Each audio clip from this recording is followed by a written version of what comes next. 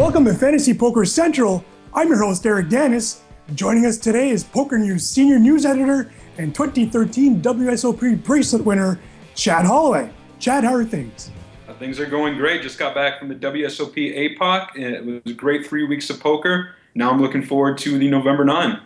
Well, you're right, Chad. The countdown is on. We are days away from the main event final table. FPM managers, it's your time to make your selections. Head on over to the FPM app on Facebook. Choose your top 3 selections. Let us know who you believe will win the November 9 and earn some juicy bonus points for your team. All right, Chad, without further ado, I need to hear your 3 picks. Who you got, sir? I'm going to start with number 3. I think the guy who's going to come in third place is somebody who has November 9 experience. There's only one person in the world that includes, and it's Mark Newhouse. I really like his chances. Last year he came in as the short stack. This year he's coming in with a lot more chips. He's got the experience both at the final table and leading up to it. I think he's going to have a deep run. I really could see him finishing first, second, or third.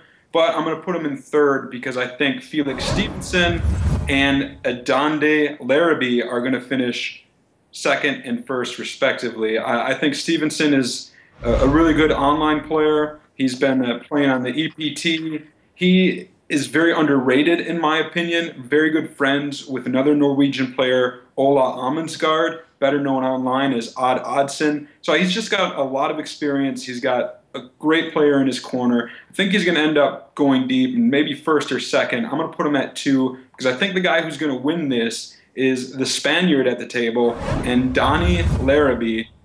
He is the most consistent player if you crunch the numbers, which I have. He finished 6th in chips on day 3, and then from there to making the November 9, he never finished less than 7th. So he actually took 6th, 7th, 5th, 5th, and 4th on days 3 through 7. That's an amazing feat. He's consistent.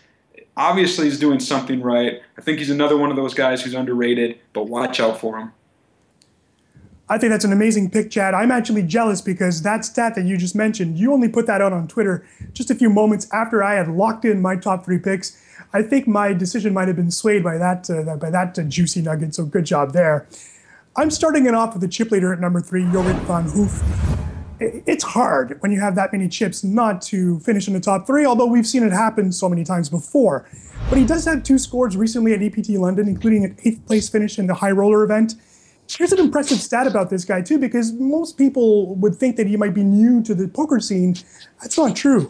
He's cashed 9 consecutive years on the circuit. And that, to me, is very impressive. Second place, it's the only player that we both have on our lists, Chad.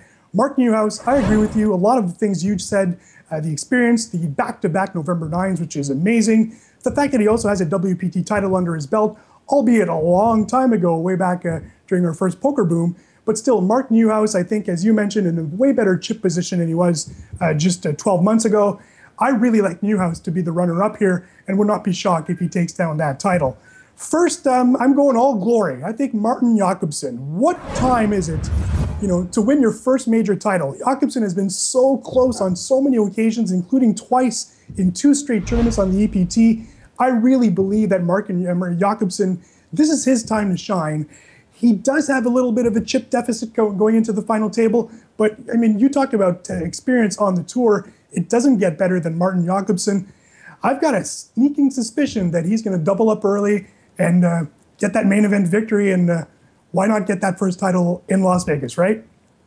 I like Martin Jakobsen a whole lot, too. The only thing that holds me back is, like you said, the chip disadvantage. It's a lot to overcome, but if he does score that early double, you're right, watch out, because that man knows how to play poker.